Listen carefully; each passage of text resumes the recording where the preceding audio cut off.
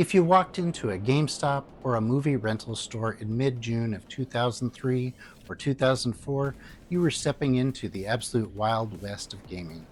This wasn't the era of safe formulas or live service fatigue. Publishers were throwing serious budgets at wild ideas, which meant you could walk out with either an absolute masterpiece or a complete disaster. Welcome back to This Week in PS2 History for June 14th through June 20th. I'm Dan Gnadt, the PS2 guy, and today we're looking at 3 games that showed both sides of that coin. An incredible physics-driven psychic sandbox, a spectacular licensed train wreck that stands as one of the worst brawlers on the system, and a sci-fi space western that pulled off seamless gameplay years ahead of its time. Let's get into it. Before Control made telekinesis mainstream, Psi-Ops turned it into a full-blown physics playground. We kicked things off on June 14, 2004, with Psi-Ops: The Mindgate Conspiracy from Midway. Now, I've changed up the usual date structure just a bit to get this one included in this episode. And in a year packed with psychic-themed games, including its quieter rival Second Sight, Psi-Ops stood out by going all in on chaos, powered by the Havok 2 physics engine. You play as Nick Scryer, an elite operative with wiped memories who infiltrates a rogue psychic group known as the Movement. As you progress, you unlock a suite of psionic abilities, not just gimmicks, but as a deeply interconnected system. Telekinesis is the backbone. You can grab objects, enemies, or explosives, but players quickly discover TK surfing, letting you fly across maps by lifting objects beneath your feet.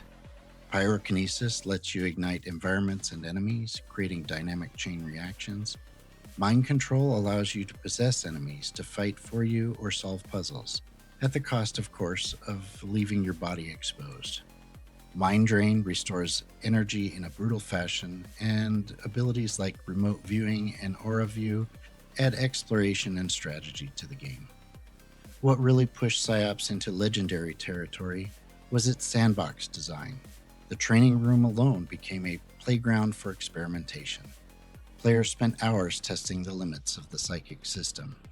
Add in memorable boss fights against rival psychics and a cliffhanger ending that never got resolved due to Midway's financial troubles, and you've got one of the most innovative and underrated games of its generation. When Konami teamed up with Spawn creator Todd McFarlane, you expected a gothic masterpiece. Instead, what we got was one of the most frustrating beat-em-ups on the PS2. Released on June 15, 2004, McFarlane's Evil Prophecy is a masterclass in squandered potential. Set in a monster-infested 19th century, the game follows the Manticore Brigade, a group of specialized hunters designed for 4-player co-op using the PS2 multi-tap. While the roster features distinct characters with unique roles, those traits are buried under absolutely atrocious gameplay. The core experience is completely mindless. You enter a muddy, bland environment, the doors magically lock, and you mash the attack button against endless waves of identical enemies until the game lets you move on. Worse yet, the collision detection is broken. Hit reactions are non-existent, and the fixed camera is your biggest enemy, frequently obscuring the action while you take cheap damage off-screen. The real tragedy is the wasted art direction. McFarlane's edgy industrial reinterpretations of classic monsters like Dracula and Frankenstein are fantastic on paper, but completely ruined by the clunky execution. Critics rightfully shredded this game at launch, and time hasn't helped. Evil Prophecy isn't a cult classic, it's a prime example of a great license ruined by abysmal game design. Years before seamless space-to-ground gameplay became a buzzword, this PS2 title was already doing it. We wrap up on June 17, 2003 with Mace Griffin: Bounty Hunter, a sci-fi shooter that quietly pulled off something remarkable.